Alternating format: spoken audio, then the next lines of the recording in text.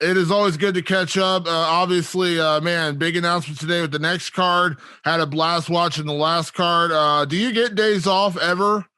Nah, we're not getting any day. Actually, I have it. I have a couple of days off this weekend. Actually, I told everybody I'm off, and the wife thinks I'm off. And then when the phone starts ringing, she's probably going to get upset. I was gonna say, there's no way you're not taking your phone with you. I know better than that. Before we really go on, I mean, we've got so many exciting things about the pop, man. This has been a really exciting 2-3 weeks for our organization, man. We're pumped, man.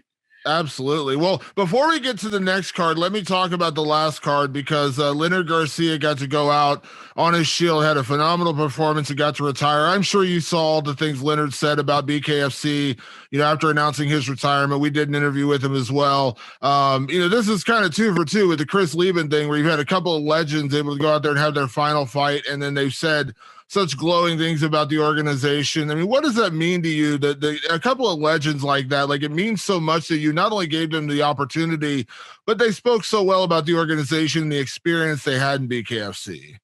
I mean, Leonard Garcia sent me a text message. He said, "You're by far the best boss that I've ever worked for. And the organization is unbelievably and top class." And I was like, "God, stop your shit, Leonard." And he's like, "David, I'm dead serious, man. It was unbelievable working with you guys." I just make, we talk with everybody on the team, and we have a great team here. And we know that the fighters are really the center of this whole organization. So we got to treat them right. We got to give them a great platform. We pay them good. We give them an opportunity to make money with sponsors. We give them an opportunity to market themselves. And, it's a fun place to be right now because of the growth right now and everybody talking about us. It's fun because they get recognized now. Yeah, it's all a competition, obviously. I mean, you're competing for the dollar, for the spending dollar of your viewers. But that being said, I know you're not out there saying I'm trying to be better than Scott Coker, Dana White, all the other promoters out there. But what does it mean to you when you hear a guy like Leonard Garcia, who has fought for a lot of organizations and a lot of good people, to say that you were? I mean, I know that means something to have a guy like that tell you that and say you're my best boss. Like that has to mean something. I know, absolutely. I mean, it gives me the chills, honestly. It's great because I really I try to do that. I try to be the best that we can be. I try to put on the best shows that we can be. I try to treat the fighters as good as we can possibly treat them and, give them the platform. And we do that. And that's why you see these guys really, really are coming to us. I mean, I just got off the call with one of the top fighters in the world right now, and he's trying to get out of his contract, and he can't wait to come over. So we're going to see if that happens. But it's not because of just what we're doing and they think they're making money, because they're making money other places, because people are talking, and they're talking that this is the place to come. They treat you well. It's a good place to work. It's a good place to fight, and it's working.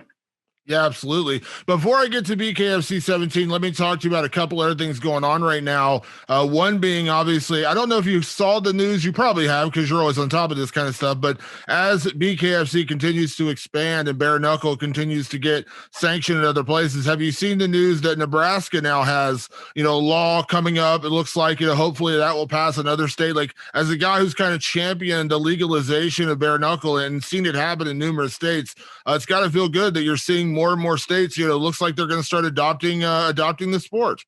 Yeah, it looks like they're going to start falling like dominoes and I mean that in a very respectful, nice way. It looks like they're going to really start falling. And Nebraska is a huge one for us, and it's huge because it is commissioned by Brian Dunn, who is the chairperson of the Association of Boxing Commissioners. So that's a big, big state for us. So, if we can get the chairperson of the ABC to allow us in his state, I think that means that a lot of other doors are going to open quickly. Absolutely. Now, you guys, since coming back from the pandemic, you guys have done shows and had a limited number of fans in attendance. You do the safety protocols and everything, but I'm sure you've seen now, we're starting to see states open up to where they're allowing fans back into arenas. The UFC, of course, sold out a card in Jacksonville. They're going down to Houston. And I know you've had, traveling shows. Obviously, BKFC 17 is going to be in Alabama. What can you tell me about, getting fans back into your shows? Is that in the works? Is that kind of in the plans as far as what's coming up over the next couple of months? Absolutely, Damon.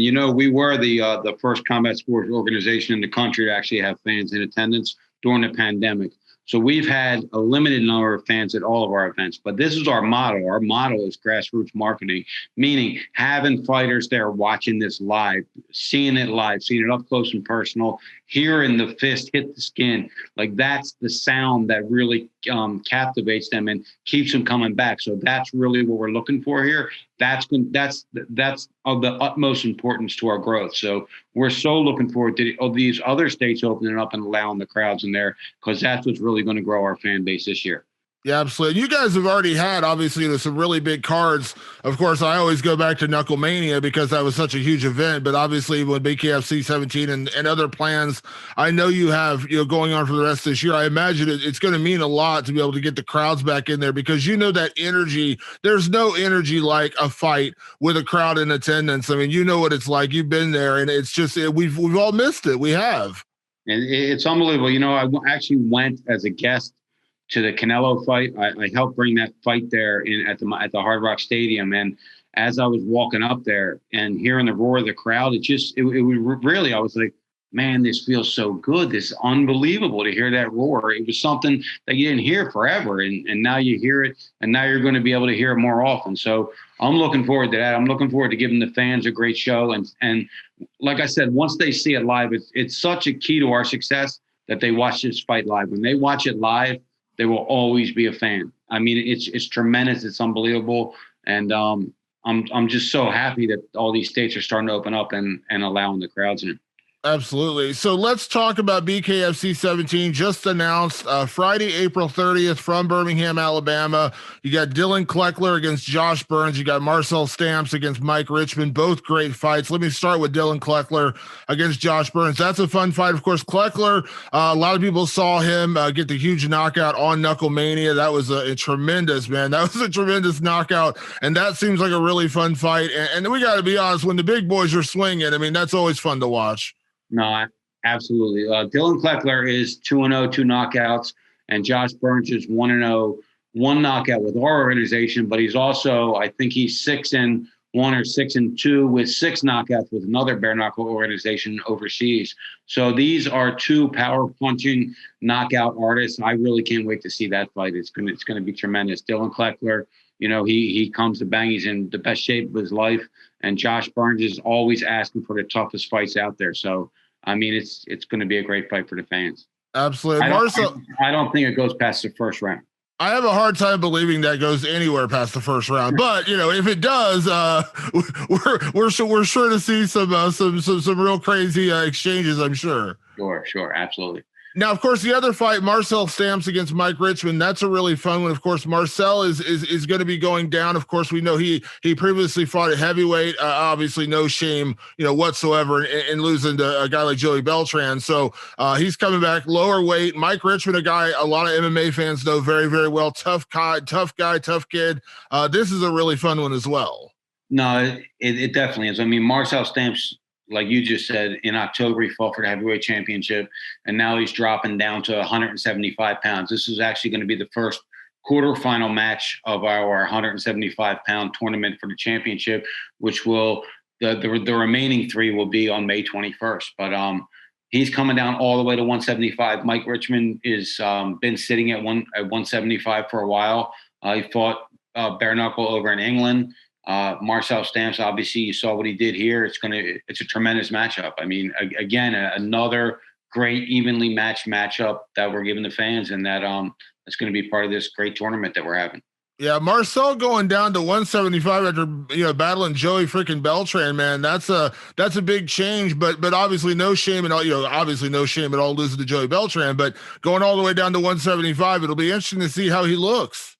No, absolutely. I mean, it's going to be an interesting cut for him, but, he said he can do it. He was also a former University of Alabama linebacker. So to be able to fight in his home state, not far from where the University of Alabama is, it's going to be an amazing experience for him.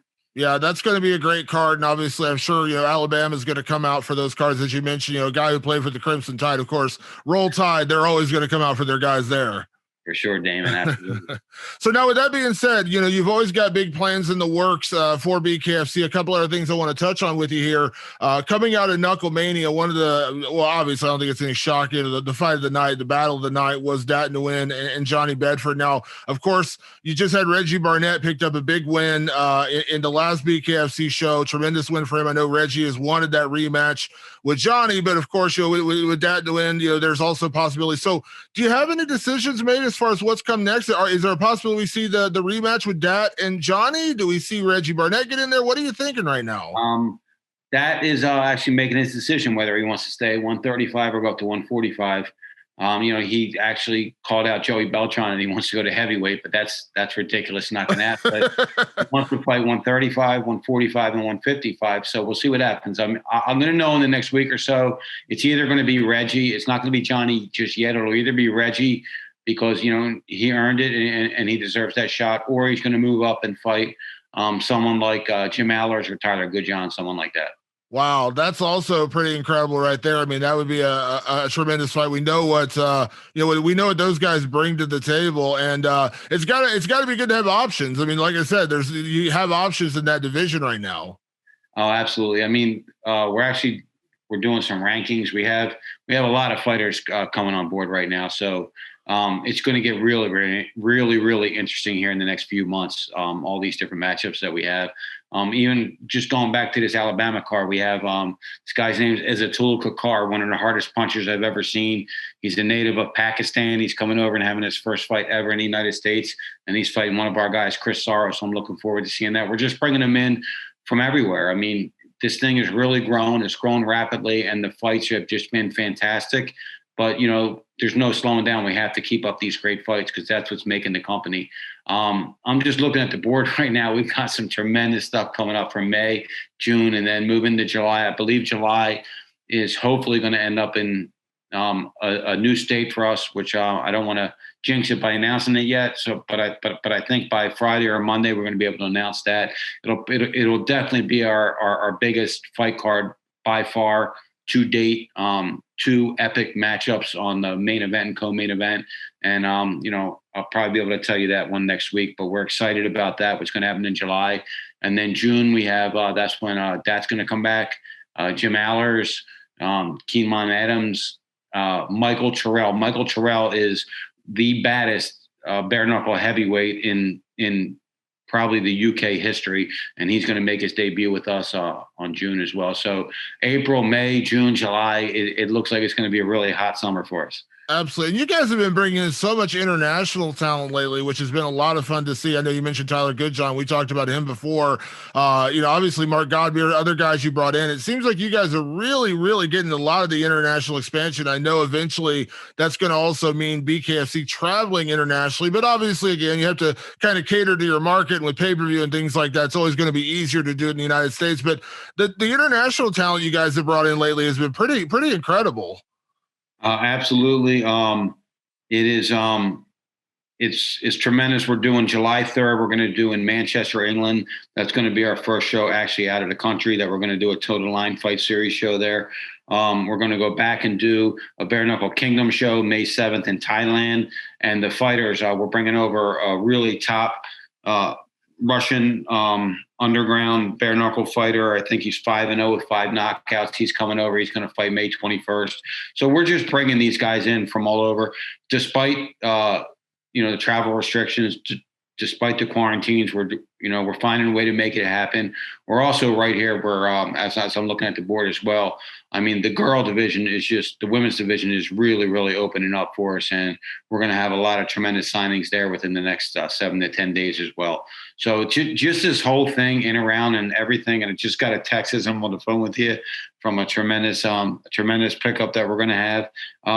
Things are just looking amazing for us, Damon, man. I mean, I'm super, super excited. We're going into a round of bringing in some new partners for us. And this is going to be an amazing, amazing 2021 into 2022 for BKFC. Absolutely. Now, you mentioned all these big summer cards coming up. I'd be remiss without asking a couple of the stars that came out of Knuckle Mania. Britain Hart, I've seen that she's, obviously enjoying her victory as she should. She had a huge win in that main event. I know there's a lot of options out there for her, especially with the 2-fight win streak she's on. Has there been any discussion yet about what's next for Britain or when she might be fighting next? Yeah, she'll probably be on the June card. We were talking about the May card, but I think she's going to be on the June, and we have something kind of interesting. She's probably going to fight someone. When I mentioned the person that she's fighting, it's going to be very, very interesting to her. So I can't wait to announce that either. But she's going to probably fight June 18th, is what it looks like. But she could fight May 21st. But I think it's going to end up being June 18th. Will she be? I assume main or co-main of a card? Yeah, she'll be co-main on that one. Okay. Now, of course, the other one, of course, was her opponent, Paige VanZant. Paige has been talking about coming back. I'm sure you've been talking to Paige. She's been on Instagram talking about coming back. She's in training and things like that. Where are we at with Paige in terms of her next fight? She's either June 18th or July. We're working on that right now. We should have that in the next week or so. One of the girl that she's going to fight, her manager has been going through some personal issues, so we haven't been able to consummate that right now. But probably in the next week or so, it's going to be a very, very interesting, intriguing matchup. But I can't wait to tell you who the main event is. So hopefully we have that signed by Friday or Monday at the latest, and that's going to be tremendous. Now that means Paige would be the co-main. Is that right? There would be a main event. Yep. Oh wow! So a big one on top of that. So another big card with that one. This is going to be like really unbelievably epic, and I really can't wait to announce this one. Oh man, I'm so looking forward to sitting there ringside and just watching this. And like I always do, we jump up and down because I'm a fan of this. I love it. I love everything about it. I sit there as a fan. I don't, I'm not taking notes. I'm watching it. I'm enjoying it. I love it. And then we come home and we watch it on Monday and we break the whole show down. So when I can tell you this one, I'll definitely tell you first, Damon, because you've been a hell of a supporter of BKFC, but you're going to love the matchup. I promise you. It's funny. You told me when we made the big announcement with Knuckle Mania, you said, we're going to do these kind of marquee shows a couple times a year. And you said, this is probably going to be, our biggest card of this year, because obviously it was Paige's debut. You had, obviously the Dat and the Win Johnny Bedford fight. You had Chris Lieben. It was big. I think you were kind of teasing me because what you're telling me is coming up this summer sounds like it could be even bigger, Dave. I mean, come on now. No, it's definitely going to be bigger. I mean, but I mean, I guess that's how it's supposed to happen, right? As this thing works and becomes successful and more fans, then the shows become bigger and bigger. And then, we'll probably have something a lot bigger as we wrap up the year, somewhere in October, November, that we're working on something too as well. So, it's just great that what you said at the beginning of this interview, that Leonard Garcia and these fighters are talking great about us. That's what's making these other names feel very, very comfortable, because we are a little off the wall, right? We're not something that's been around. We don't have a tremendous history. We don't have anything really bad said about us, but we don't have a huge, long history. So for these big names to come over, they are kind of taking a chance. But we show them when they get here that they're not really taking a chance, and they love it, and they end up really praising how the organization treats them and how their experience was here. So, it's just been an amazing run so far. And I think by the end of 2021, I mean, we're gonna feel really, really good about where we are. Yeah, two other names I want to mention to you real quick before I get you out of here, Dave. A couple other legend names that you guys had talked about working with, Wanderlei Silva and Frank Mir. Now, I know Frank was a guy who was coming to the organization, and I know you guys were okay with him. I know he's doing the boxing match coming up on the Triller card, and I know Wanderlei was a guy I don't even know if I ever really found out for sure if Wanderlei was going to fight or not. Can you give me what's going on with are they actually going to do BKFC? Can you give me any updates on those two guys? We came to an agreement with Frank Mir, and he's represented by First Round. We have a good relationship with them, and they said that they had an opportunity to make a whole lot of money fighting on this card. So I said, yeah, go ahead. I mean, we're all in this, for the same goal, to put on great shows and make money. And if he has an opportunity, so I gave it to him. And we'll see how the outcome is. I mean, obviously, if he puts up a good fight and he looks good, he's coming back. And if he looks like his career just winded down, then his career can wind down. But Wanderlei Silva, that's actually a conversation that takes place tomorrow. And, hopefully have a really nice announcement about him coming up really, really soon as well. He wow. is going to be fighting. He's been training really hard. So that conversation takes place tomorrow, and then we're going to give him a list of 3 different opponents, and that's going to be something great that we want to announce as well. Man, I tell you, we just keep going down the list here. I feel like I just need a roster just to ask you about everybody. Dave, I always appreciate taking the time. Obviously, BKFC 17 is going to be a great card. Looking forward to that heavyweight main event. You mentioned May, June, July. You guys are going to be very, very busy, which means you're going to be stuck talking to me a lot over the next 4 months. So I obviously appreciate the time. Thank you for doing this as always, and I look forward to the next card coming up in April. And man, it looks like we're going to be busy this year. Absolutely, Damon. Thanks again for the coverage, my man.